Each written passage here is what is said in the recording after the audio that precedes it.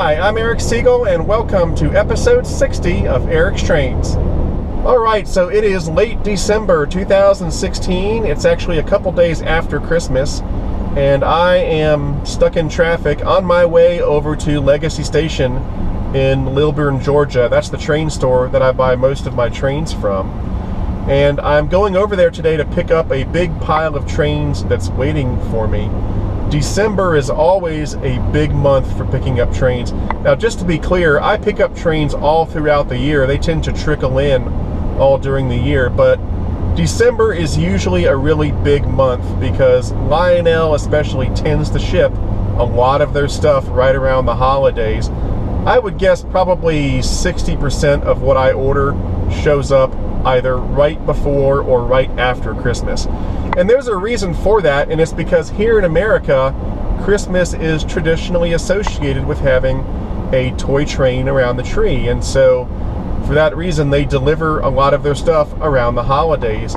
Now, the tradition of having a toy train around the tree, that was actually started by none other than Joshua Lionel Cowan back in the early 20th century during the pre-war period. It was a brilliant marketing strategy, and the testament to that is that that tradition is still around today. People still associate Christmas with having a toy train around the tree. So he was a genius for coming up with that idea. And so as a result, even to this day, a lot of trains show up in December. So I've got a lot of stuff waiting for me. I've already paid for it. I just have to pick it up. Now, I know that one item is the Lionel C&O Allegheny. That's going to be really cool. I also know that the Lionel Vision Line GG1s have arrived, so I'm really excited about those. I'm not sure if the passenger sets have arrived to go with them, but we'll find out. And then I also know that I have some tin plate waiting for me, some standard gauge tin plate. I think that it's the Lionel Corporate tin plate New Haven state set, and if so, I am really excited about that. If you've never seen a tin plate state set before, be prepared to have your mind blown because they are absolutely amazing. The state set is arguably one of the finest tin plate standard gauge trains that was ever made by Lionel during the pre-war period. So this is a reproduction that I'm buying. It's made by MTH under the Lionel Corporate tin plate banner, and it's in a New Haven paint scheme, so it's going to be gorgeous. I can't wait to see it. I hope that is the standard gauge tin plate that's waiting for me. I'm not entirely sure. And then there's a bunch of other stuff waiting for me too, and I don't know what that is. I have no idea. It's kind of a surprise, so we'll just have to see what's there when we get to the store. So I'm about 30 minutes away from Legacy Station right now. Well, maybe about 45 minutes with traffic. But as soon as we get there, we'll go on in and see what we've got. All right, we're here at Legacy Station. We got Brian, we got Barrett. And this is what I was talking about. And so you can see I wasn't kidding when I said that Lionel likes to ship stuff around the holidays. This is no joke. I mean, this is crazy. It's a Lionel Corporation too. Yeah, yep. We got MTH stuff here, and then the rest is Lionel. So it's crazy. So we're gonna go through some of this stuff and see what we got. So if you want to just pull it off as we'll talk about it. This is for the New Haven state set I was talking about. This is the Solarium car. Then we got another state set car here. This is extra baggage car. We're gonna open one of those cars.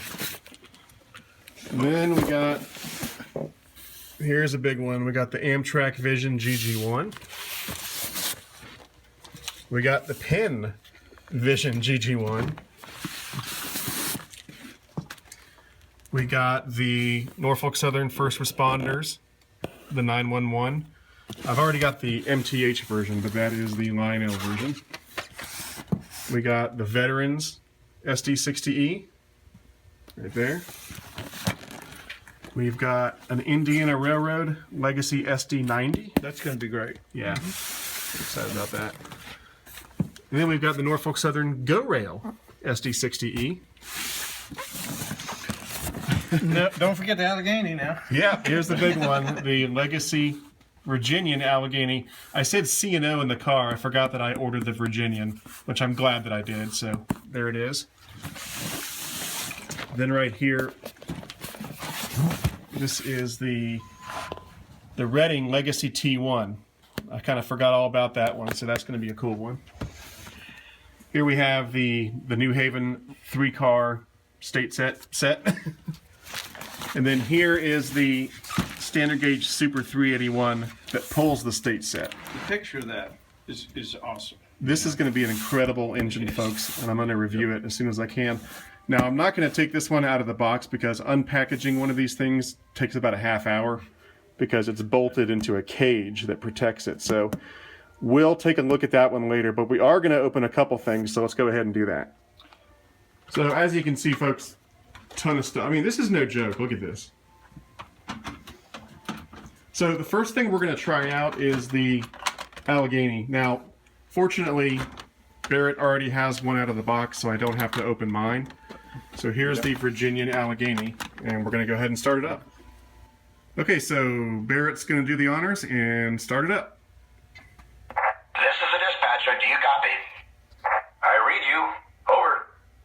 Very good. Start up and hold. Yes, sir. We'll fire her up. Out.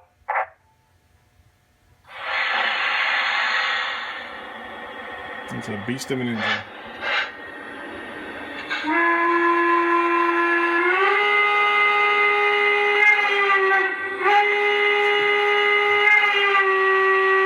That's a cool sounding whistle. That's different. I don't know if it's the right whistle, but it's a cool sounding whistle. Is it the right whistle? Right on.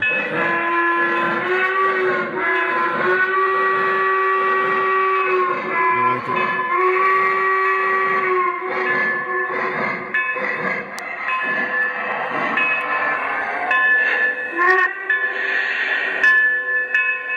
This is the dispatcher. You're clear to pull. Over.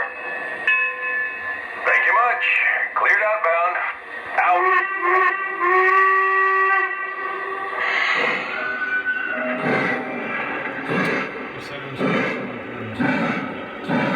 That sounds great. Dispatcher here. Switch line. You're clear inbound. Over. Clear block. Out.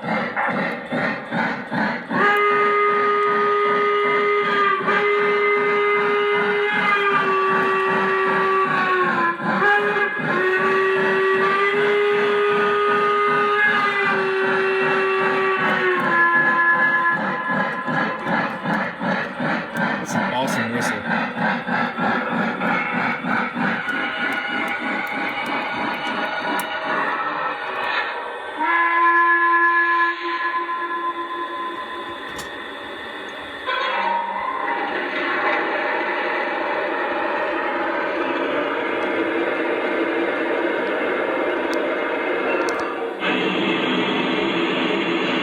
My water's full. Going to sign the register book, dispatcher. Out. Not bad. All right, now Barrett's going to open up the T1.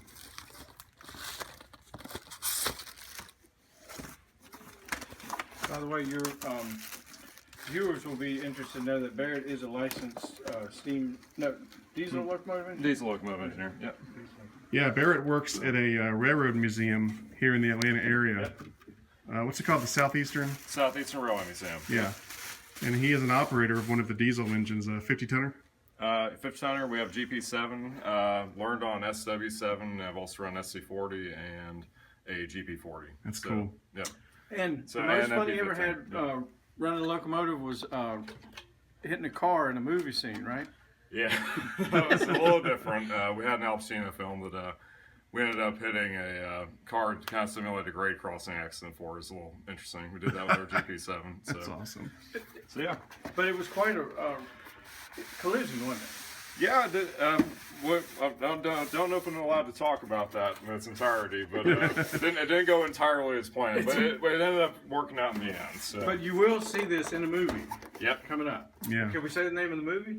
Yeah, it's Hangman. Okay. Yep. And who So- stars? Al Pacino. Yep. And you might want to cut that because the engine's upside down.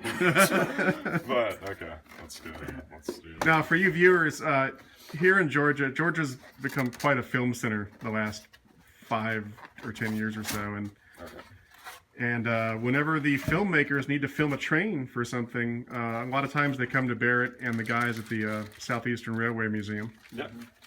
So we turn a pretty good business over there. Yeah. So.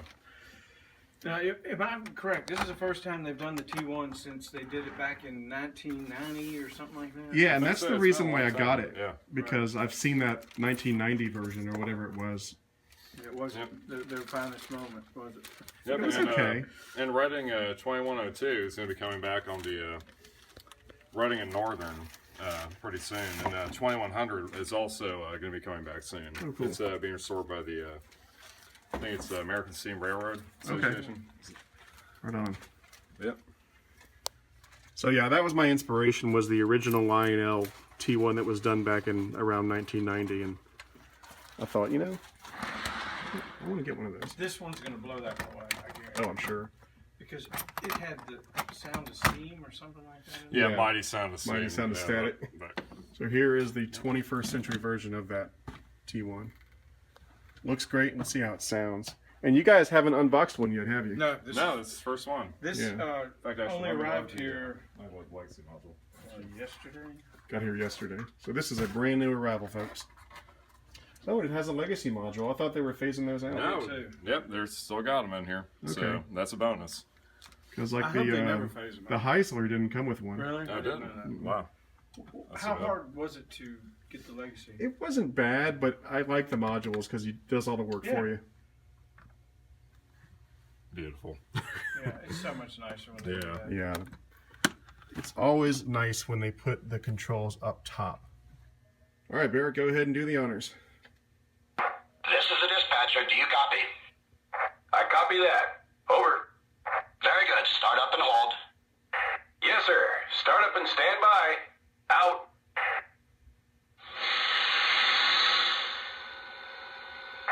This is the dispatcher. You're cleared outbound. Over. Roger that.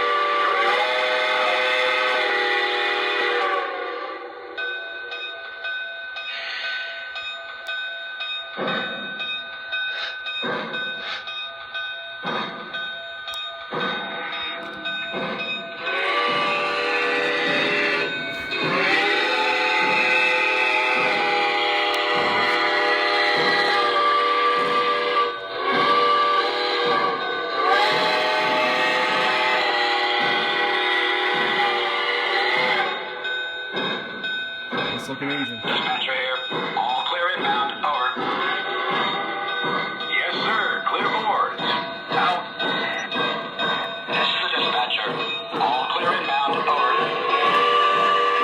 Yes, sir. Clear boards. Out.